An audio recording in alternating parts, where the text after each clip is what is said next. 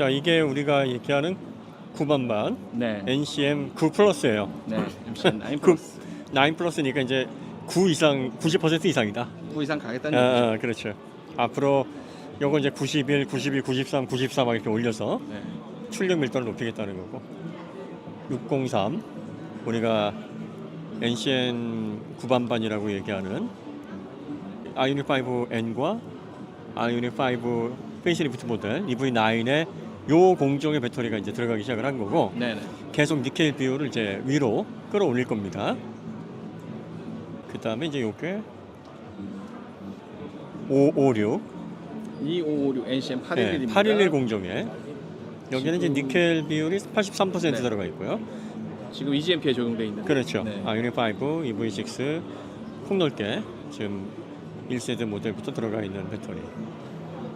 앞으로는 이제 이 9반반을 통해서 계속 출력 미터를 높이고 EM 플랫폼도 여기로 이제 들어가고 ES 상용은 이제 400V니까 네네. 좀 다른 셀이 들어가겠죠?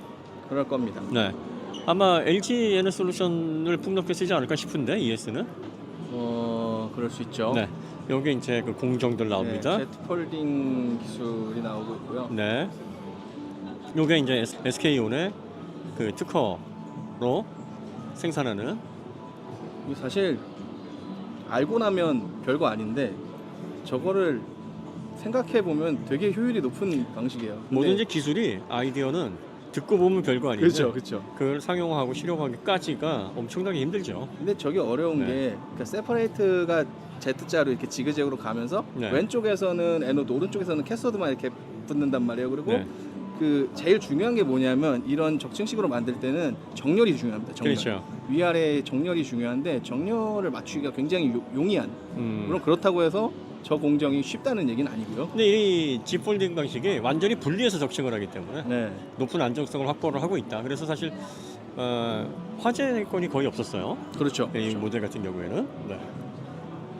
그래서 이제 전극 자체가 이제 매거진 상태로 해서 적층이 되기 때문에 안정성이 있어 상당히 높으면서 높은 밀도를 구현하기가 좋다. 이런 거 생각을 해낸 아이디어를 제공한 엔지니어들 보면 천재야, 천재. 머릿속에서 구상해가지고 이러면 좋지 않을까?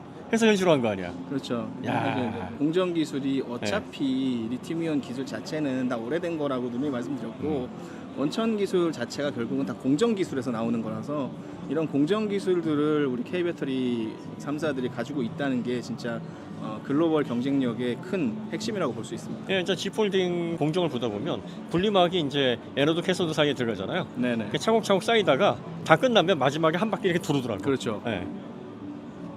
하여튼 대단해. K배터리 야 짱이야. 자, 이렇게 해서 이제 우리가 늘 이제 얘기했었던 NCM 9 플러스. 야, 여기 보시면 이제 그 2023 차량 기술 및 첨단 모빌리티 부분 혁신상 에디슨 어워드. 에디슨 받았네요. 어워드 2024 EV 배터리 혁신. 아니 이런 상만 탈 게 아니라 전 세계적으로 이 배터리 부분에서 혁신적인 기술 선도하고 있는 그런 대한민국의 자랑스러운 고출력 배터리고, 그렇죠. 요 배터리를 탑재한 차들이 이제 앞으로 세계 5륜차, 유럽 5륜차, 북미 5륜차 그렇죠. 아마 줄줄이 이제 휩쓸 겁니다. 이미 NCM 811, 이 556 셀이 다 휩쓸었고, 그렇죠. 그 다음 휩쓸. 네. 네. 그런. 이제 9 플러스도 있잖아요. 여기 지금 보시면 그렇죠. 9 플러스는 또 얼마나 대단할까 싶어요. 맞아요. 9 플러스가 이제 EM 플랫폼에 들어가면서 밀도를 기존보다 또 9% 올렸다고 하고, 충전 속도를 15분으로 10에서 80%까지 15분으로. 그러니까 이게 효율 면에 있어서 이렇게 되면 C레이트를 더 낮추면서 고출력 걸기도 좋고, 전기차는 빠른 충전이 진짜 관건이거든. 네. 전고체는 10분 이하로 충전을 하겠다는 건데 15분이면 뭐 거의 여기서 조금만 더 올리면 전고체 용량까지 가는 거예요. 그렇죠. 멋집니다. 자, 우리가 국내에서 LFP, K배터리가 LFP를 개발을 한다고 했을 때 네. 그거요, ESS가 주력입니다, 이런 말씀을 좀 드렸었어요. 네. 예. 지금 이게 ESS LFP 모듈 네. 2분의 1 스케일입니다. 근데 그래서 2분의 1이냐면 네. 이게 꽤 커요. 너무 보시면. 크거든. 네, 엄청 네. 커요 지금. 이 전기차 단위하고 또 다르거든. 그리고 밀도가 네. 낮기 때문에 네. 사이즈가 한 1.8배 정도 커질 수밖에 없어요. 이게 이제 ESS의 그 센터 모형입니다. 예, 이런 장치에 전기차에 뭐 몇십 대 분이 들어가기 때문에 그렇죠.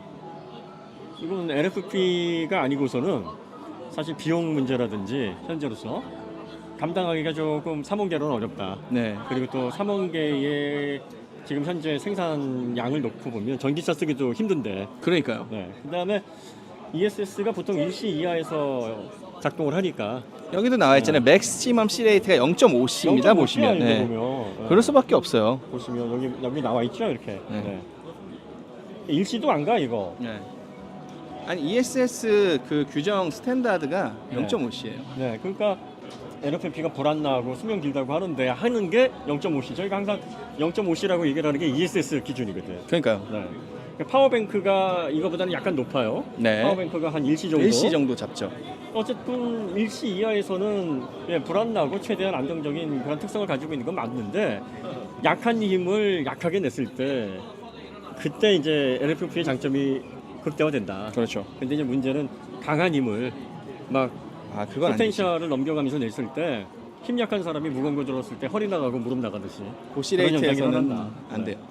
그러니까 국내 K배터리가 이제 포트폴리오를 가져가면서 ESS 관련해서 파워뱅크 관련해서 LFP가 앞으로 한 4, 5년 정도는 유효하니까 네, 그래서 이제 그런 부분에 있어서 준비를 하고 있다. 그리고 개발을 해야 됩니다. 어쨌든 개발을 안 하면 중국산 똑같이 만들면 안 되잖아. 그렇죠. 중국 배터리 LFP 배터리보다 저온 사용성도 좋아야 되고 밀도 조금이라도 높아야 되고 또 높은 C레이트에서 안정성도 확보를 해야 되니까 그래서 이제 더 품질 좋은 배터리를 개발할 것이다라는 차원에서 K배터리가 이제 ESS에 적합한 LFP 개발을 시작을 했다라고 얘기를 하는 건데 중국 따라가고 있습니다라고 얘기를 하면 안 되지. 이제 뭐 필요성이 없어서 양산을 그간 안 했을 뿐이죠. 그리고 사실 ESS 시장도 초기예요. 그렇죠. 그래서 이게 앞으로 얼마까지 확대가 될지 시장 범위가 얼마나 커질지 지금 예측밖에 할 수 없고 근데 이게 문제가 뭐냐면 이제 소듐으로 넘어가면서 ESS는 더 비용이 낮아야 되니까 LFP보다 한 절반 정도 낮출 수 있는 소듐의 에너지 밀도 요거를 좀 어느 정도 높일 수 있어서 양산이 된다 그러면 2030년 이후부터는 소듐이 ESS 시장을 아마 많이 가져갈 거예요. 네. 이렇게 되면 LFP도 사실 얼마나 사용할 수 있을지에 대한 보장이 없죠. 약간 과도기적인 기술이라고 보셔도 될 것 같아요. 그러니까 중국이 전기차 굴기 하면서 저번에 설명했듯이 1대1로 식으로 중국의 영향력을 하루빨리 세계에 알려라. 국가 주석이 이렇게 명령을 하니까 그렇죠. 당장 3원계는 수율 안정화, 그다음에 생산량, 증산 뭐 이런 것들을 다 갖추고 특허까지 우회하려면 거의 한 10년 가까이 시간이 걸리니까 당장에 할 수 있는 그때 당시 LFP는 전기차에서 무주공산이었으니까 이걸 통해서 몇 년 안에 성과를 보이기에는 딱 좋은 소재였는데 지속적인 발전 차원에서 LFP는 정말 나중에 큰 패착이 될 수 있는 결정이다. 그리고 워낙에 많은 수백 개 업체가 달려들어서 품질이 막 제각각이에요. 어마어마하게 품질 차이 격차가 크기 때문에 결국 이 저품질로 쏟아져서 시장에서 산성화를 일으키는 LFP 배터리의 그 저품질 전기차가 중국 시장에 큰 위기를 자초하는 아킬레스건으로 작용하지 않겠느냐라는 말씀을 저희가 드리는 거죠. 자, 이게 하이니켈 ESS 모듈이에요. 확실히 이거는 2분의 1 스케일이 아닌 게 얘는 에너지 밀도가 높으니까 높으니까. 네, 실물을 갖다 놔도 괜찮은 거예요. 네. 하이니켈 요 ESS가 필요한 시설들이 또 있죠. 그렇죠. 네, 그래서 좀 더 C레이트를 높게 사용하는 전력 소모량이 많은 네. 예를 들면 뭐 데이터 센터라든지 연구 시설이라든지 이런 곳에서는 사실 또 강력한 전력을 소비하는 그런 실험 장비들이 있는 곳에서는 ESS의 전력 구성 단위 자체가 커져야 되거든. 이게 지금 재밌는 게 네. 보시면은 EGMP 차량을 비롯한 네. 전기차들에 적용돼 있는 네, 형태랑 굉장히 유사한 팩이에요. 보시면은 맞아요. 파우치 타입 셀을 네. 세로로 세워서 놓고 어허. 그 사이사이를 냉각 시스템 그리고 그렇죠. 열차단벽이 있어가지고 열을 흡수하면서 화재가 번지는 것을 차단하는 그런 구조로 되어 있는데 전기차 모듈들이 이미 다 이렇게 되어 있거든요. 그거를 ESS에도 적용을 해서 안정성을 높이는 그런 기술들을 지금 소개하고 있습니다. 네, 이게 이제 박셀, 네, 박셀의 저기 열차단벽. 네, 저기 보시면 네. 지금 파우치 타입 셀이 부풀었죠. 네네. 네, 저게 스웰링이 난 거예요. 네. 저래도 네, 이제 저렇게 차단벽이 돼도 있어서 네, 문제가 없다. 그렇죠, 그렇죠. 네. 그래서 우리가 그거 생각하시면 돼요. 큰 힘에는 큰 책임이 따른다. 큰 에너지에는 큰 안전 설비 그리고 거기에 따른 제어 기술 네, 또 최적화 기술 이런 게 들어갑니다. 네. 그러니까 중국이 왜 이 하이니켈 3원계를 먼저 시작하지 못했는가, 그리고 비교적 낮은 힘으로 낮은 책임이 수반되는 이 LFP 배터리에 그렇게 주력을 했었는가. 그런데 우리가 그걸 따라가야 된다라고 얘기를 하면 안 되지. 그렇죠. 왜 퇴보를 하라 그래? 그러니까. 기술적인 퇴보를 자꾸 하라는. 그래서 저희가 그러지. 그런 말을 하는 너는 도대체 정체가 뭐냐? 이 네. 구조가 기술을 잘 이해하시지 못하시는 분들은 이해하기가 어렵죠. 네. 네. 이게 실제로 우리가 기존의 이런 스태킹 형상을 만들 때 이게 말아요. 위에 쪽이 지금 그런 거예요. 네. 그냥 롤 방식으로 말려 있는 건데 아하. 이런 방식들은 저기도 보시면 알겠지만 지금 그 스트레스 구간이 나와요. 이렇게 말려 있는 구간에서. 그렇죠.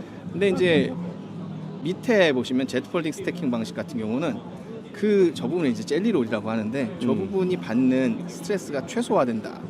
그래서 사실상 분리막만 지그재그로 가지 캐소드 애노드 판은 그대로 쌓이거든요. 그러니까 얘가 롤이 되지 않아요. 저렇게 각형으로 해보면 네, 각각의 이 부하가 네. 달라질 수 있단 말이에요. 그렇죠. 그러니까 스트레스 수치가 달라지니까 이걸 예측해서 제어하기도 어렵고, 네, 그리고 또 일정한 퍼포먼스도 사실 좀 기대하기 어렵고, 그렇죠. 이게 충방전 전력 SOC에 따른 곡선 자체의 변화가 올 수 있단 말이에요. 네, 근데 아래쪽은 일정하잖아. 네네. 접혀 있는 부분이 일정하니까 네, 이 젤리롤이 받는 스트레스가 최소화되고, 이렇게 되면 SOC 관련해서 BMS 제어도 더 좋아지고 네. 효율도 올라가는 거죠. 그래서 네. 지금 그거 설명하는 부분인데, 이게 이제 각형 셀이라서 잘 보시면 네, 이게 뭐랑 비슷한 거냐면 BRD의 블레이드 배터리가 이런 식이에요. 그러니까 이걸 많이 흉내냈거든요. 참조한 거지. 네, 참조했는데 네. 문제는 거기는 이제 제트폴딩 스태킹 방식은 아니고 저런 식으로 젤리롤 변형에 의한 스트레스가 있고요. 그렇지. 그리고 그건 무엇보다 LFP라는 거죠. 근데 여기는 하이니켈을 가지고 제트폴딩 스태킹 방식을 통해서 여기 보시면 이렇게 네. 양방향 각형 배터리라고 음흠. 해가지고 이렇게 셀을 내고 있어요. 이거는 정말 굉장한 기술력이 들어가 있는 이렇게 하면 이제 셀2 셋이 가능하죠. 셀투 팩 가능하죠. 이게 가능하지. 그리고- 그리고 파우치형은 사실 이게 이제 지지를 할 수 있는 그렇죠. 형태가 아니니까 그렇죠, 모듈이 그렇죠. 필요한데, 그렇죠. 요거는 이제 모듈 없이 아예 그냥 셋시에 넣거나 아예 팩에 넣을 수 있는 구조가 되는 거죠. 그러니까 이렇게 되면 더 유리한 게 뭐냐면 자 보시면 여기 스펙이 간단히 적혀 있는데 작동 온도를 보세요. 네. 영하 30도부터 전자 이동성이 보장됩니다. 아하. 고관은 영하 40도까지. 아하. 여기서 파우치 타입이 직접적으로 열에 취약한 부분이 있거든요. 열과 냉기에 바로 닿아 있기 때문에. 근데 이제 이게 각형 타입이 되니까 엔클로징이 금속으로 된단 말이죠. 그렇지. 여기서 열을 차단해주는 그런 단열 기능이 또 유리하게 작용을 하는 거죠.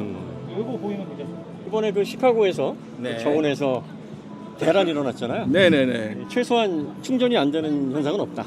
그렇죠. 이렇게 사실 되면 느려질 수는 있으나 그렇죠. 사용을 할 수 있기 때문에 아예 전체가 막 무덤에 빠져가지고 전체가 막 충전적으로 변하는 일이 이 없죠. 배터리를 쓰게 되면 일어나지 않는다. 굉장히 기술적인 부분에 있어서 중요한 부분을 설명하는 그런 이미지입니다. 여기 보면 이제 윈터 프로 LFP가 셀이 길어졌어. 네. 그러니까 이게 밀도가 낮으니까 사이즈를 키우고, 이래서 K 배터리가 LFP를 연구를 한다는 거예요. 개발을 네. 하고. 윈터 프로니까 겨울에 저온성을 확보를 하기 위한 그러한 기술들을 집어넣어야 되거든. 그렇죠. 안 그러면 LFP는 불편해서 사용할 수가 없다고. 저희가 네. 그 레이 EV 테스트 때도 보여드렸다시피 네. 이게 영화에서 운용성이 보장이 되지 않아요, LFP가. 그러니까요. 그러면 일단 주행거리 줄어드는 건 그렇다 쳐. 네.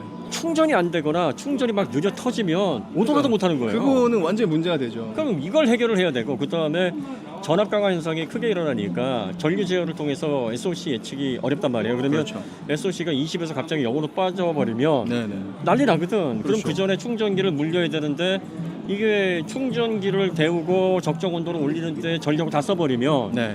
1시간 물려도 이게 충전이 제대로 안 되는 현상이 벌어진다고. 1시간이면 다행이에요. 그러니까 결과적으로 이렇게 해야 영하의 날씨에서도 불편 없이 쓸 수 있는데, 아니 전기차를 샀는데 영하의 날씨에 충전이 제대로 안 되면 그게 전기차야? 뭐 어쩌자는 거야? 그럴 거면 뭐 그걸 왜 사냐고. 그러니까 그러니까요. 그걸 해결하려고 K배터리가 LFP를 개발을 한다, 이런 차원으로 보시면 되고, 그 다음에 여기 보시면 이제 리튬 메탈, 네. 요게 이제 사실 히팅엄 교수님이나 구디드러프 교수님이 전극을 리튬 메탈로 사용을 하는 처음에 그 방식이었다고. 그렇죠. 근데 그때는 폭발이 너무 작게 심해서. 일어나서 네. 덴드라이트 때문에, 그래가지고 그 아키라 교수님이 이제 흑연을 사용해서 전자의 결합의 안정성을 끌어낸 건데, 다시 리튬 메탈을 쓰는 이유가 이게 에너지 밀도 면에서는 키광짱이거든. 그렇죠. 그러니까 여기 보시면 봐봐요, 50 암페어 아워인데 셀이 저만해. 되게 작잖아. 괜찮네. 위에 저렇게 작은데 6 암페어 아워예요. 그러니까 이렇게 고밀도를 실현할 수가 있고, 그다음에 이제 황화물계 고체 배터리도 이게 이제 그 전고체 배터리. 네. 예. 설파이드 방식이 사실 저비용에서 고밀도 배터리를 만들기가 아주 좋은 방식이거든요. 그렇죠. SK에서는 연구하네. 다 하겠죠. 서로 지금 뭐 선행 연구는 이 리튬 메탈이든 전고체든 뭐 소듐이든 또 설파이드 방식이든 다 한다고.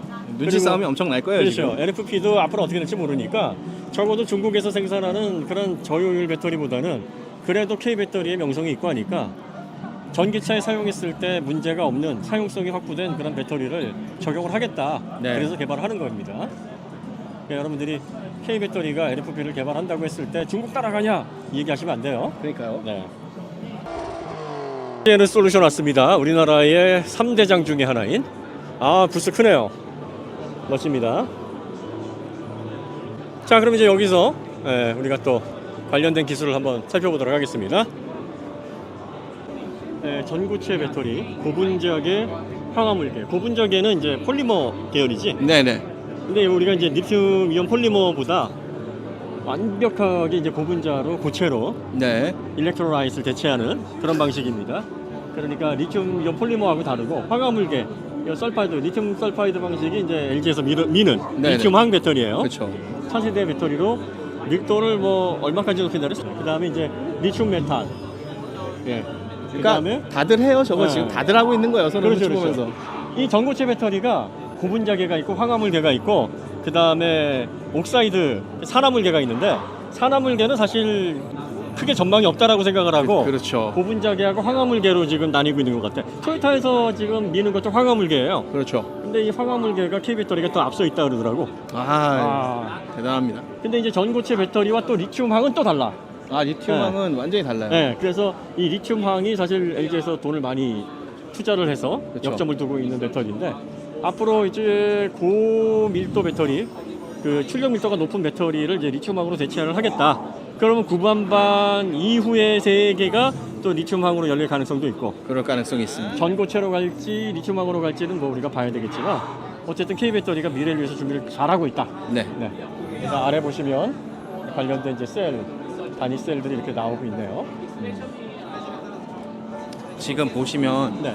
여기도 이거 투명 디스플레이 네네네. CES에서 전시했던 거 아. 그걸로 지금 전시해놨어요. 그러네요. 그 안쪽으로 지금 그 디스플레이 뒤쪽으로 지금 샘플들이 있거든요. 그러네요. 샘플 한번 보러 갈까요? 네네.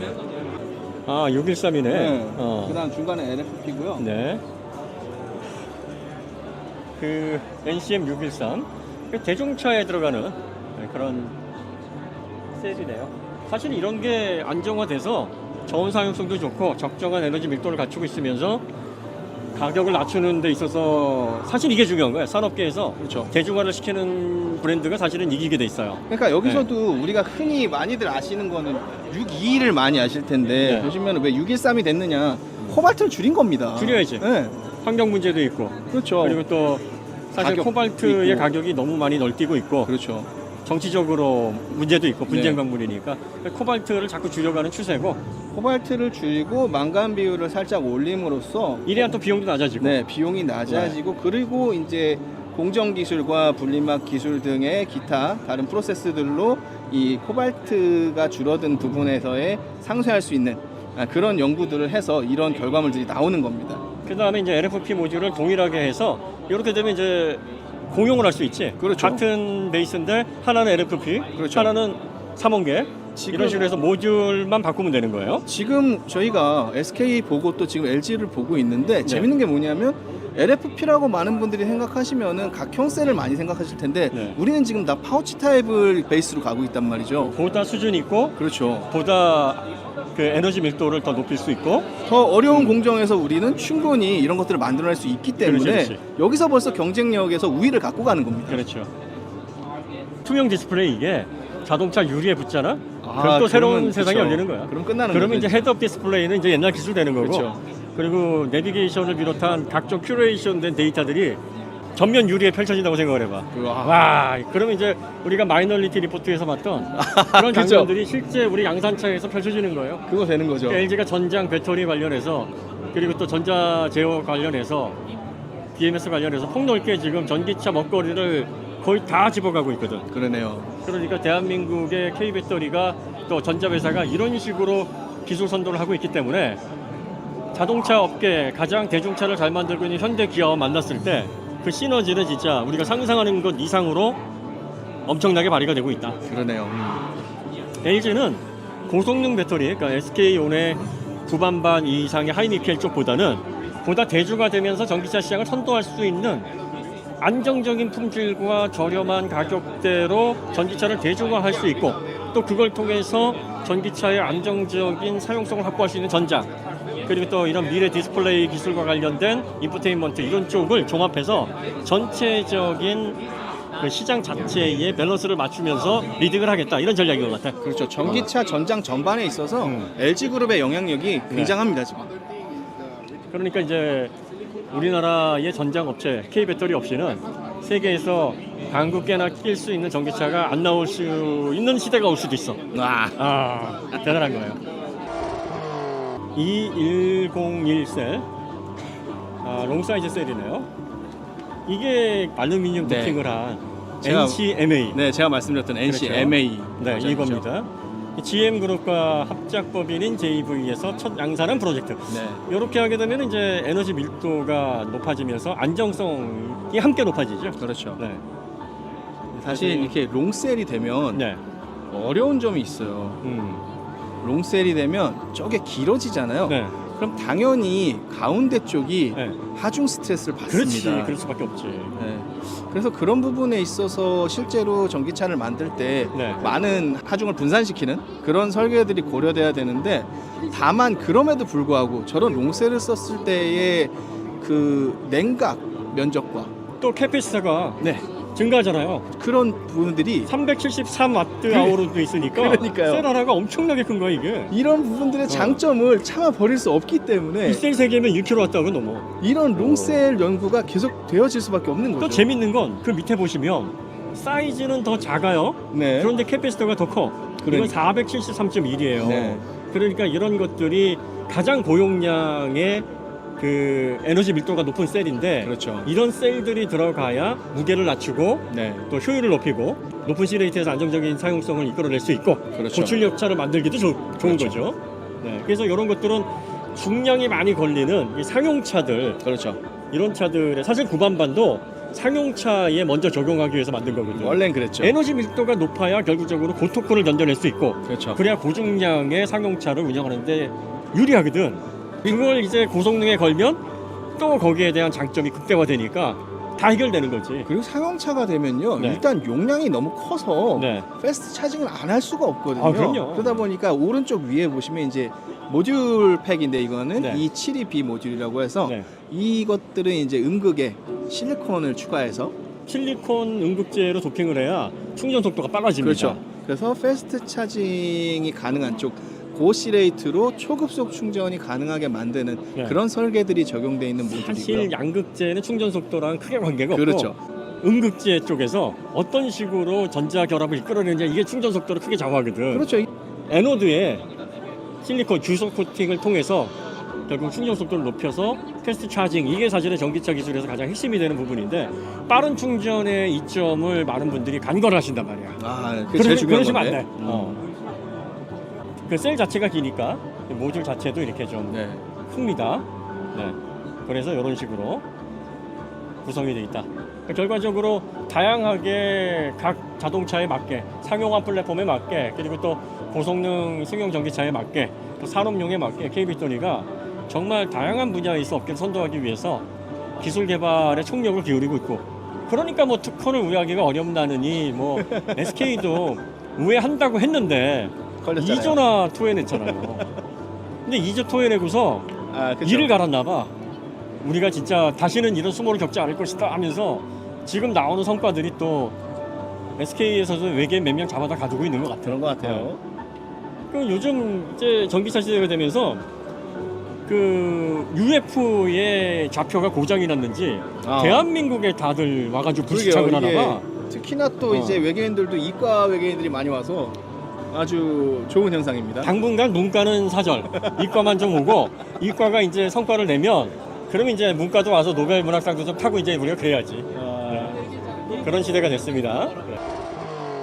자, 삼성 SDI에 왔습니다. 삼성 SDI에서 가장 관심을 모으는 부분이 이제 전고체 전지. 이 전고체 전지는 원래 토요타에서 밀고 있는 규격이죠.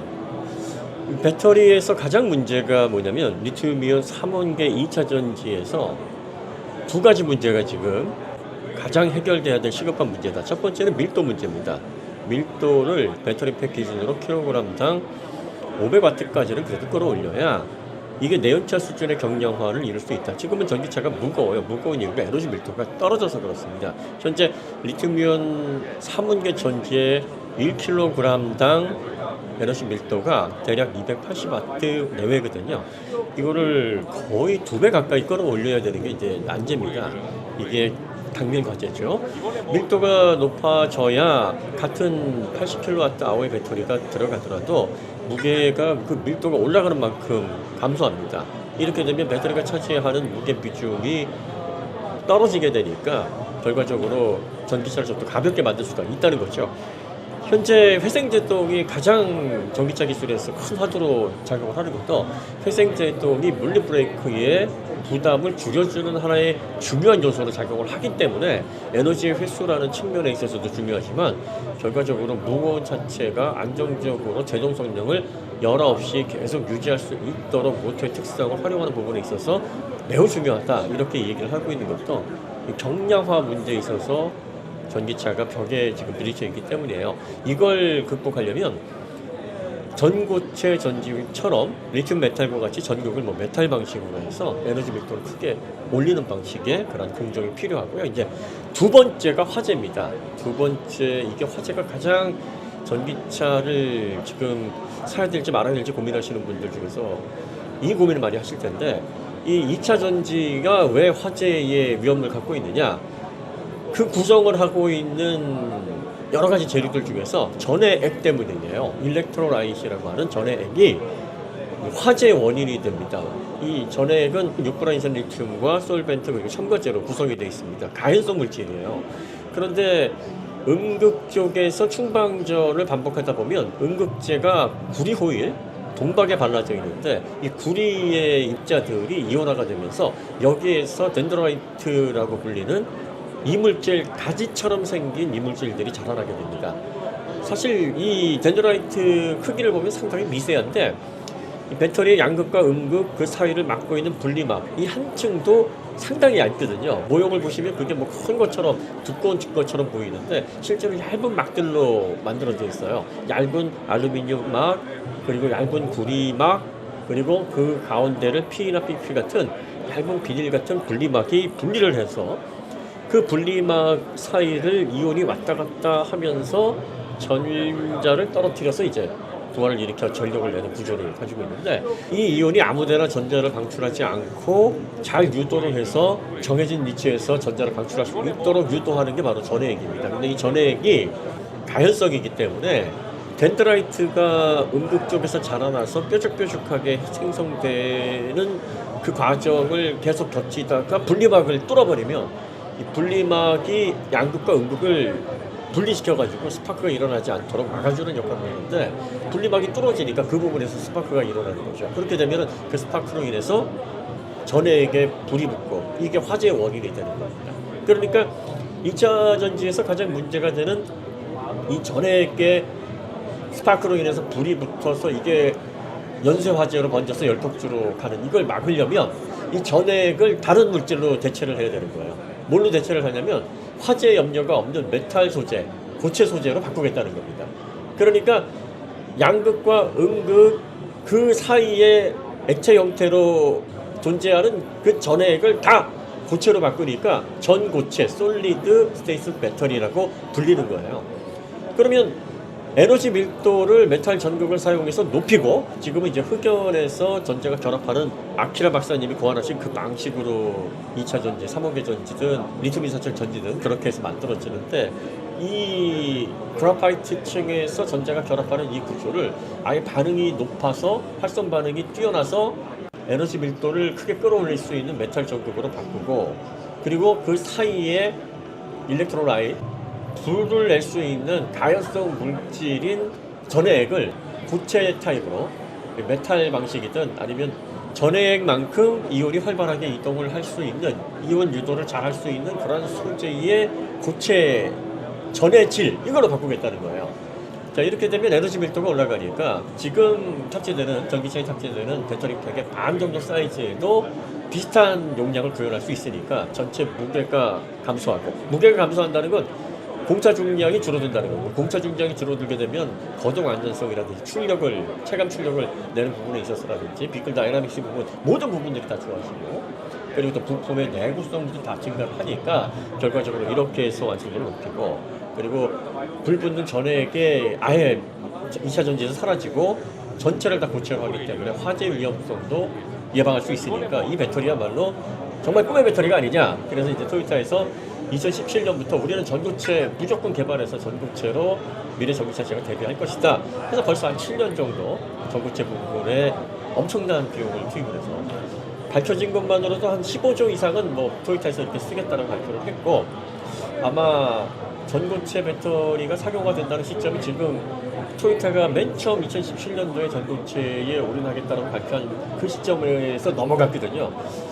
개인적으로는 한 20조 이상 지금 연구 비용이 녹아 있지 않을까 뭐 그런 생각이 좀 드는데 사실 토요타는 2017년 이전에 내부 정보에 따르면 2014년 정도서부터 전고체를 연구를 했고 전고체의 가능성이 어느 정도 타진이 되니까 이제 2017년도에 우리가 이쪽 방향으로 가겠다 이렇게 선언을 한 그런 상황이라고 얘기를 합니다. 그러니까 지금 전고체에 매달린 지 한 10년 정도 됐다고 보면 돼요.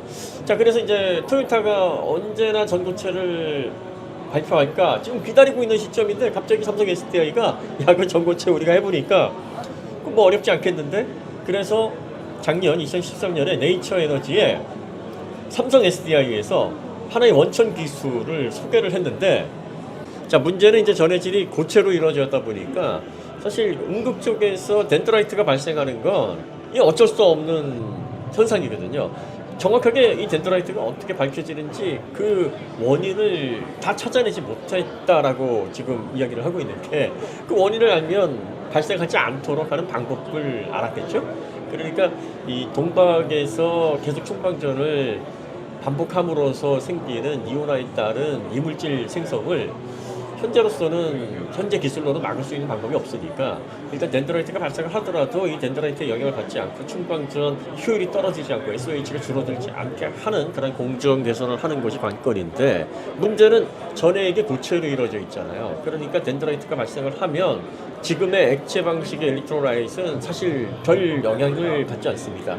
다만 이제 분리막이 손상이 됨으로 인해서 화재로 연결되는 게 정말 결정적인 문제이고 에너지 밀도라든지 수명 저하에 있어서는 영향이 없진 않은데 아주 크게 영향을 미치지는 않는 상황인데 이 전고체는 얘기가 달라요. 전고체는 액체 방식이 아닌 고체 방식의 전해질을 사용을 하니까 덴드라이트가 음극에서 생겨서 이렇게 뾰족뾰족하게 나오면 고체에 해당하는 전해질 부분에 해당 부분을 밀어내는 겁니다. 그 밀어내면 어떻게 돼요? 전극과 전해질 사이에 간극이 뜨니까 이 간극에 해당하는 그 부분에서는 이온이 이동할 수가 없게 되는 겁니다.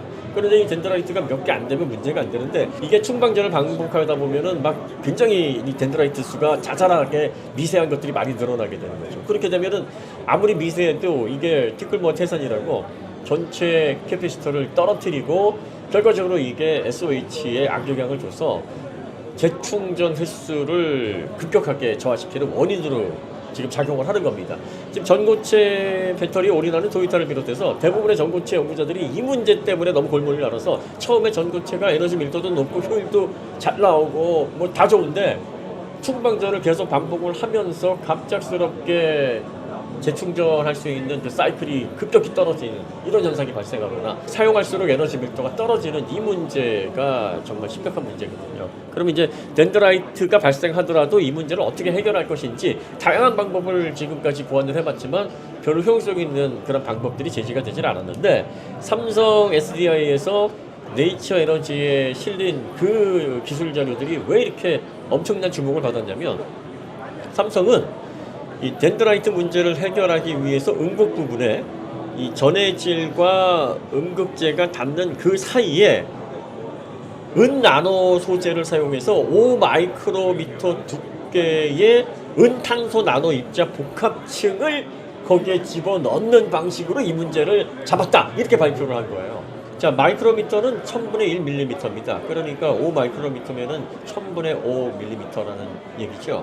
1000분의 5mm라 그러면 이게 손에 잡히는 것도 느껴지지 않을 만큼 얇은 거긴 한데 원래 음극과 양극 그리고 분리막 그 층 자체가 상당히 미세 가공을 하는 그 층들이기 때문에 실제로 이제 덴드라이트가 자라나는 그런 크기들이 다 마이크로미터 단위들입니다. 그러니까 이런 식으로 자라나는 덴드라이트들을 이 은탄소 나노 입자 복합층이 전해질과 전극 사이를 이렇게 벌려서 그 부분에 이온이 왔다 갔다 이동을 하지 못하도록 막는 그 현상을 방지를 해주는 겁니다. 이렇게 되면은 전구체 전지의 덴드라이트 문제로 인해서 발생하는 밀도 저하나 SOH 저하의 문제를 획기적으로 해결할 수 있어서 이걸 대중화시킬 경우 빠르게 양산 걸어서 전구체 배터리의 원천 기술을 통해서 전기차의 경량화도 이룰 수 있고 그리고 또 화재 문제도 해결할 수 있는 그런 획기적인 방법에 대해서 삼성 SDI가 바로 이 부분을 어느 정도 해결했다. 자, 그럼 이제 삼성 SDI가 이걸 언제 선보이느냐? 자, 로보트맵을 보시면은요, 일본이라고 표시된 부분이 있잖아요. 자, 이미 2023년 12월에 여기 보시면 프로토 샘플이 개발이 됐어요. 그러니까 파일럿 공정은 이미 마쳤고 현재 A 샘플까지 나와 있다라는 얘기예요. 자, 원래 이 배터리와 같은 제품들이 생산되는 과정을 보면 파일럿 제품이 나오고 A 샘플, B 샘플, C 샘플까지 나와서 문제점을 해결한 다음에 그 다음에 매스 프로덕으로 넘어갑니다. 매스 프로덕이 이제 대량 생산이 걸리는 양산품을 얘기를 하는 거예요. 그러니까 2024년 초에 A 샘플이 나온다고 하니까 파일럿 제품에서 어느 정도 양산 가능성으로 제작되는 A 샘플 단계에 지금 와 있고 이제 앞으로 2026년까지 B 샘플, C 샘플까지를 과정을 거쳐서 2027년도에 매스 프로덕 양산품으로 들어가겠다는 겁니다. 그러니까 앞으로 3년 후면 전고체 배터리에서 가장 문제가 되는 덴드라이트 문제 이걸 통해서 전극이 벌어짐으로 인해서 생기는 밀도 저하나 SOH 이 문제를 해결한 그야말로 제대로 된 킬로그램당 450와트까지 에너지 밀도를 높인 전고체 전지가 나온다는 거예요. 킬로그램당 450와트면요. 현재 리튬이온 3원계 전지 중에서 가장 에너지 밀도가 높은 게 킬로그램당 290 왔다 갔다 합니다. 아직 300와트에 도달하지 않았어요. 여러분들이 그 리터당 에너지 밀도를 계산하는 방식은 셀 단위로만 하는 거고 이걸 팩으로 구성했을 때 전체 팩 단위로 계산할 때는 한 절반 정도 수치를 보시면 됩니다.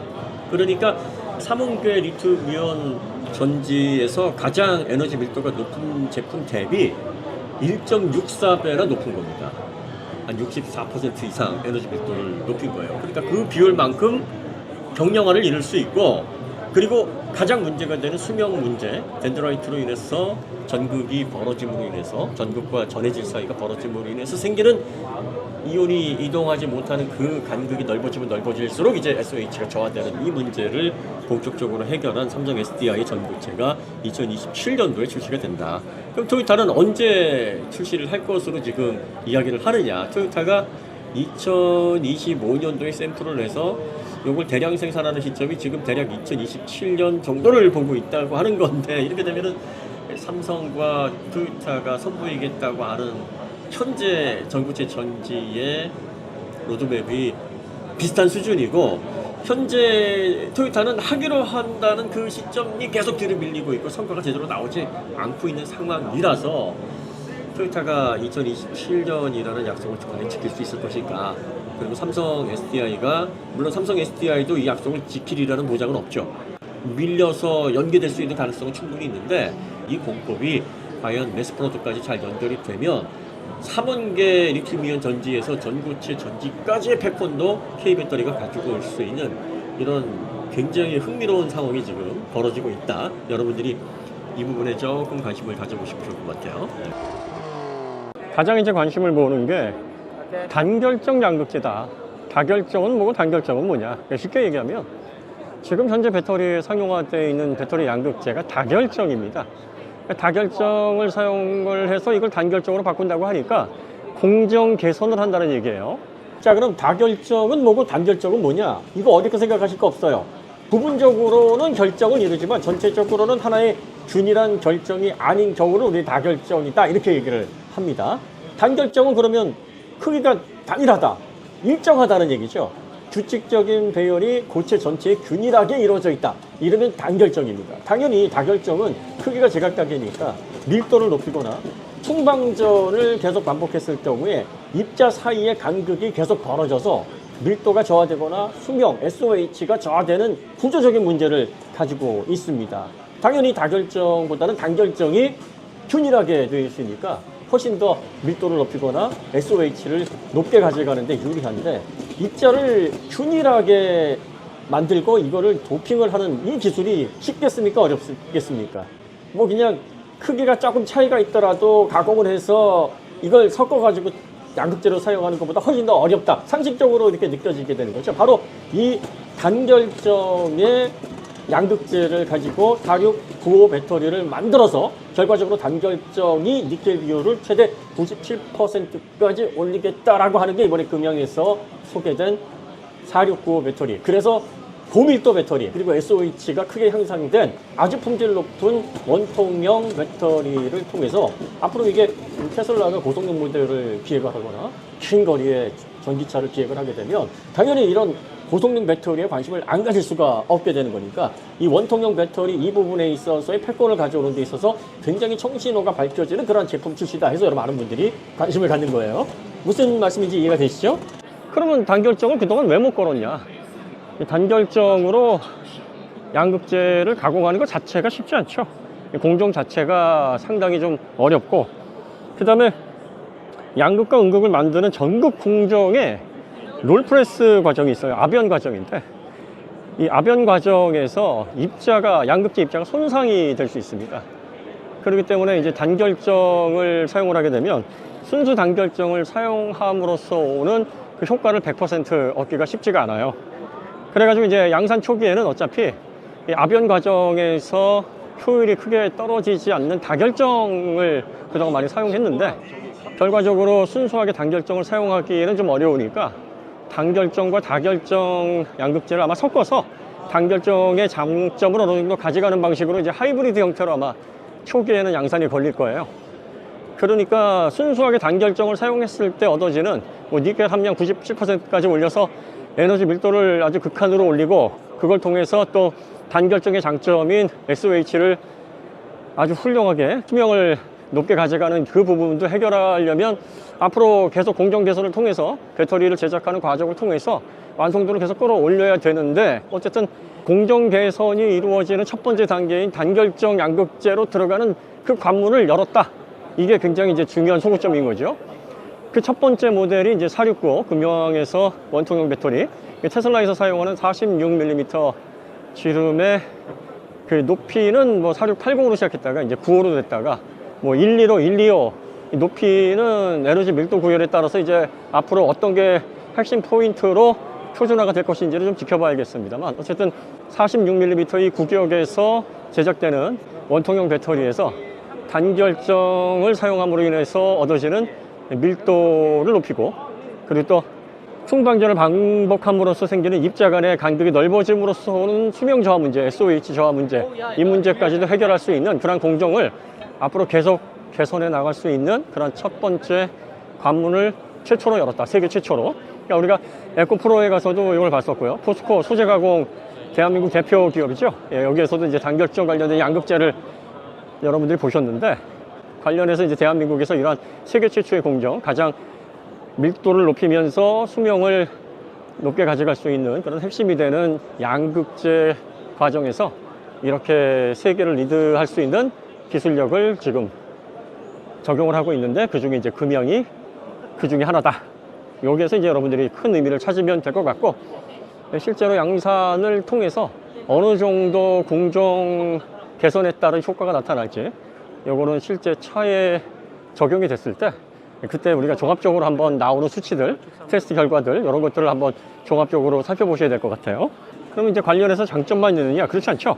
단결정을 사용해서 이제 양극재를 구성하게 되면 니켈 비중이 높아지면 높아질수록 이제 에너지 밀도가 올라가게 됩니다. 그리고 작동 전압이 커지기 때문에 배터리 온도가 크게 상승을 하죠. 그럼 결과적으로 열의 저항력이 더 비율만큼 커져야 됩니다. 열을 얼마나 잘 제어하느냐, 이게 사실은 관건이고, 이 열을 제대로 제어를 못하면 고출력을 걸었을 때 출력 제한을 걸 수밖에 없고, 또 높은 C레이트에서 충전을 하는데도 부담이 생깁니다.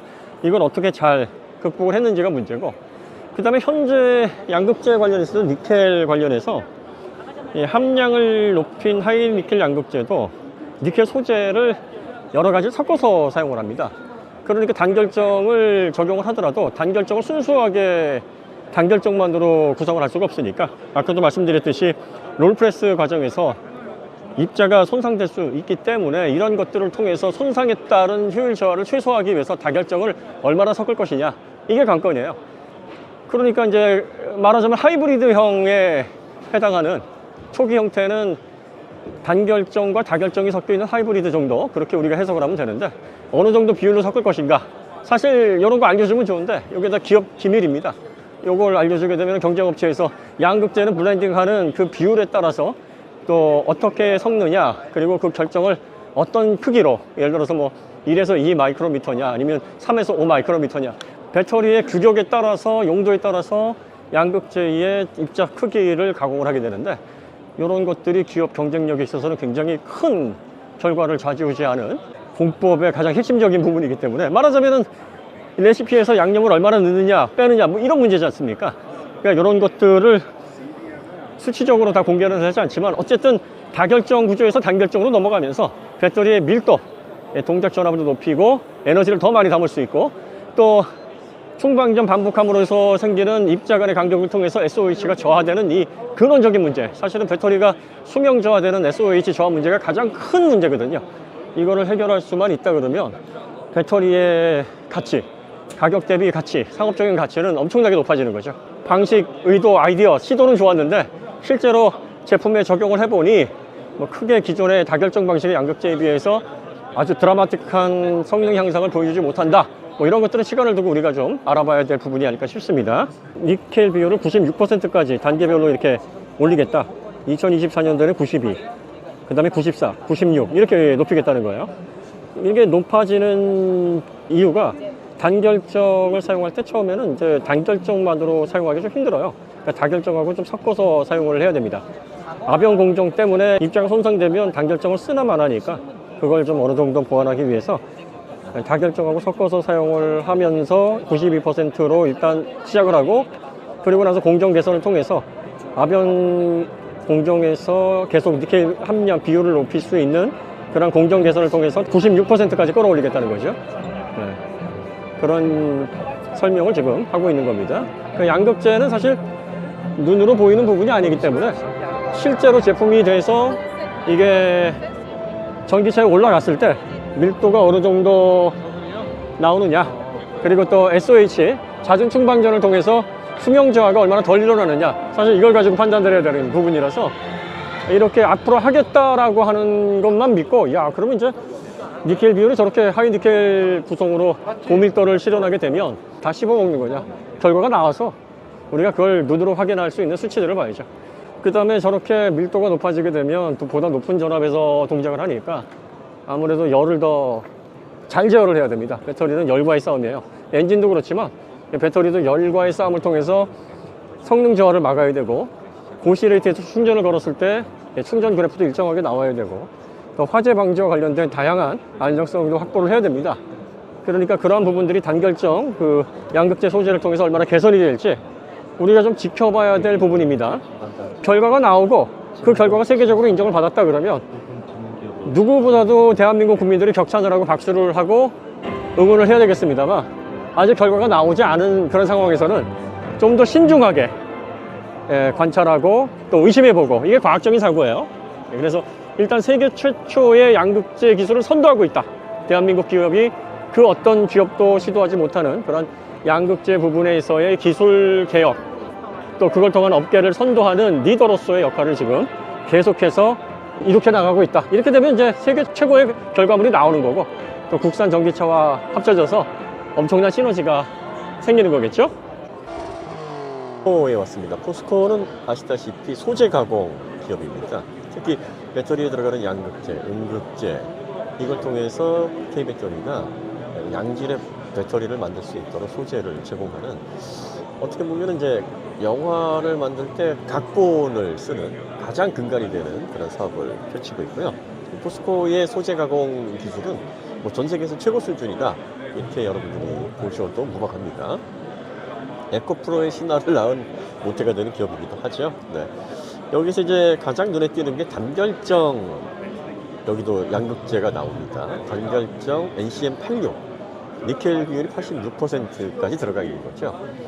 아까 금양에서 이제 니켈 비율을 97%까지 올린다라고 했는데, 니켈 비율을 97%까지 올리려면 여러 가지 공법들이 많이 들어갑니다. 먼저 이제 단결정, 다결정, 아까도 좀 설명을 좀 드렸었는데, 이 단결정에 대해서 좀 공학 지식이 어려우신 분들에게 쉽게 이해를 하실 수 있는 그런 방법으로 설명을 해드렸어요.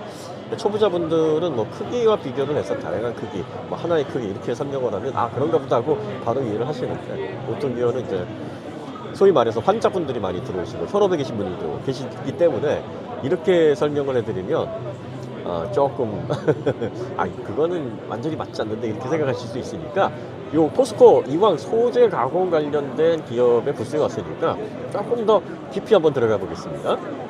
자, 이 양극재나 음극재 같은 경우는 입자 단위의 가공을 하는 공정입니다. 입자, 파티클이라는 것은 우리가 그냥 흔히 뭐 분자, 원자 이런 거 아시잖아요. 뭐 이런 것들을 우리가 입자라고 합니다. 그런데 양극재에 들어가는 입자들은 뭐 분자 단위, 뭐 원자 단위, 나노미터 단위, 뭐 이런 아주 초미세 가공을 하지는 않고요. 대략적으로 이제 마이크로미터 단위, 1000분의 1mm를 마이크로미터라고 하지 않습니까? 그러니까 뭐 1마이크로미터에서 뭐 6마이크로미터 뭐 요 사이에서 가공이 됩니다. 그러니까 어떤 양극재를 만들어내느냐에 따라서 입자 크기가 조금씩 달라요. 그리고 입자를 이제 우리가 이해를 하려면 단결정이냐 다결정이냐 요거부터 좀 정리를 해야 되는데, 이 단결정, 다결정 이거를 좀 전문적으로 조금 설명을 해드리면, 이 다결정이라는 것은 그 입자 내부가 여러 개의 결정으로 이렇게 합쳐져 있다는 겁니다. 그러니까 그 입자가 완전히 원자 단위로 가공이 되는 초미세 가공이 아닌 이상 여러 개의 입자들이 붙어 있잖아요. 그런데 이제 여러 개의 각각의 배열이 다른 입자들이 서로 뭉쳐 있는 겁니다. 결정 내 입자들이 다양하기 때문에 규칙적인 정렬이 되겠습니까? 안 되는 거죠. 이걸 정확하게 이제 다결정이다. 그래서 폴리크리스탈라인이라고 이렇게 얘기를 합니다. 그러면 단결정은 다결정의 반대 개념이겠죠. 그 입자를 구성하는 작은 결정들이 다 한 방향으로 일정한 구조를 가지고 있는 결정을 우리가 단결정이라고 얘기를 합니다. 이렇게 얘기를 하면 좀 이해가 되실는지 모르겠어요. 다결정은 인종이 섞여 있는 거죠. 다인종 국가, 그리고 단결정은 우리나라처럼 국제화 사회이기 때문에 외국인들이 많이 들어와 있긴 한데, 어쨌든 우리나라는 단일 민족으로 구성이 되어 있기 때문에 단결정이 우리나라와 같은, 그리고 또 다결정은 뭐 미국이나 그 외에 여러 인종들이 모여서 사는 그런 국가다. 아마 이렇게 얘기를 드리면 비슷하지 않을까 싶어요. 재료공학 하시는 분들은 뭐 비정질이다, 뭐 결정질이다 해서 이 배터리 관련해 가지고 이런 개념들을 아주 포괄적으로 이해를 해야 되는데, 여기까지 들어가면 이제 설명이 막 굉장히 복잡해집니다. 어쨌든 자, 그러면 왜 기존의 2차 배터리 가공 업체들이, 그러니까 배터리, K배터리를 비롯해서 왜 단결정 양극재를 사용하지 않고 다결정 양극재를 사용했느냐? 두 가지 이유가 있어요. 첫 번째는 이 단결정보다는 다결정이 가공하기 조금 더 쉽습니다. 단결정이 막 무지하게 어려워가지고 단결정을 하게 되면은 고도의 기술력이 막 이런 개념은 사실 아니에요. 단결정이라는 그런 입자를 만들어내는 방법이 결론만 얘기하면 그렇게 복잡하지는 않았습니다. 강력한 전자석을 통해서 배열을 일치시켜서 이제 그 상태에서 가공을 하게 되면 그 입자 내에 배열이 일정하게 해서 이제 단결정이 만들어지긴 합니다. 그러니까 설비를 갖추고 하게 되면 생각만큼 단결정을 만들어내기가 그렇게 어렵지는 않은데, 문제는 이 다결정이 내부에 다양한 입자들, 서로 배열이 다른 입자들로 구성이 되어 있다 보니까 이온의 이동거리가 상대적으로 짧습니다. 이온의 이동거리가 상대적으로 짧다는 것은 고출력을 걸기가 좀 더 용이하다는 거예요. 그러니까 다결정을 사용하게 되면 출력을 높이는 배터리, 고출력 배터리를 좀 더 수월하게 만들어낼 수 있습니다. 단결정은 한쪽 방향으로 다 정렬이 되어 있기 때문에 이런 경우에는 이온의 이동 거리가 생각보다 좀 길게, 그러니까 이제 출력을 걸기가 조금 더 어렵다는 겁니다. 그래서 다결정을 사용하면 비용 대비 고출력을 걸 수 있는 고밀도 배터리를 만들어낼 수 있으니까, 그래서 다결정을 쓰는 건데, 이제 다결정을 쓰게 되면 뭐가 문제냐? 가장 큰 문제가 서로 다른 배열의 입자들 때문에 충전 방전을 통한 화학작용이 계속 반복되게 되면 부하가 걸리는데, 그 부하 때문에 서로 다른 입자 간에 균열이 생겨요. 균열이 생기면 어떻습니까? 서로 간극이 벌어지잖아요. 그러면 입자와 입자 사이에 간극이 벌어지는 그 틈 때문에 사실은 효율 저하가 생깁니다. 그리고 수명이 저하가 돼요. 배터리는 처음에는 100% SOH 사용할 수 있다가 이게 충방전을 계속 반복하면서 그게 99, 98, 90, 뭐 70까지 막 이게 떨어지면 이제 폐기를 해야 되니까 이 SOH가 상당히 배터리에서는 상품성을 좌우하는 굉장히 중요한 지표인데, 결국 이 수명이 빨리 떨어질 수 있고 또 출력, 밀도를 많이 높일수록 이런 현상이 빠르게 일어납니다. 그러니까 다결정을 사용할 때 이 문제를 해결하기 위해서 단결정을 좀 섞어서 써요. 단결정을 섞어서 쓰면 수명 저하를 좀 막을 수는 있죠.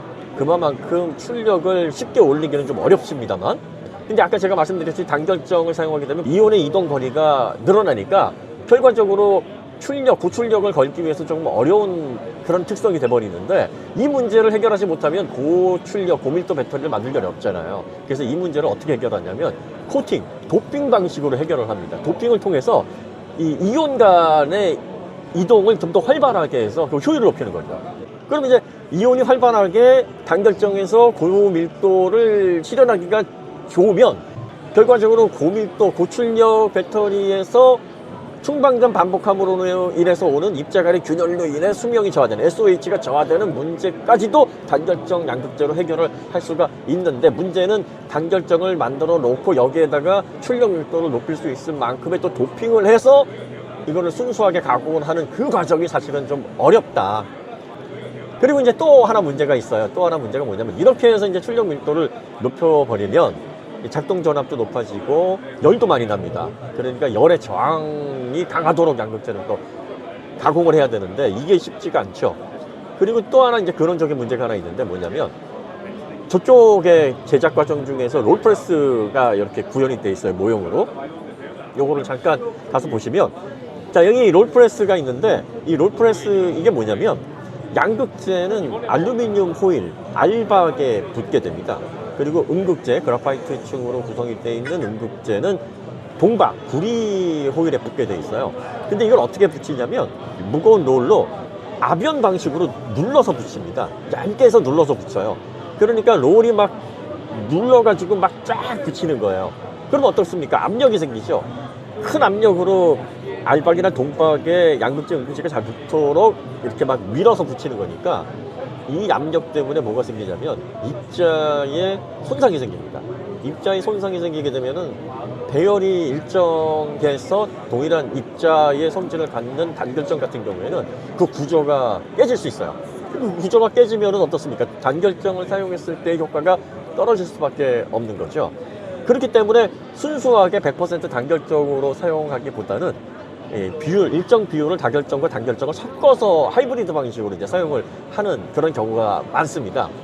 그런데 이제 순수하게 단결정을 사용을 해서 니켈 비율을 계속 앞으로 높여나가고 어디까지 높여나갈 거냐면 이제 금양 같은 경우에는 97%까지 이걸 뭐 금양에서 개발을 한 게 아니라 SLLab이라고 하는 금양이 투자한 스타트업 기업에서 순수하게 니켈 비율을 97%까지 올리는 단결정으로 이루어진 양극재를 개발을 했다. 이렇게 이제 얘기를 하는 겁니다.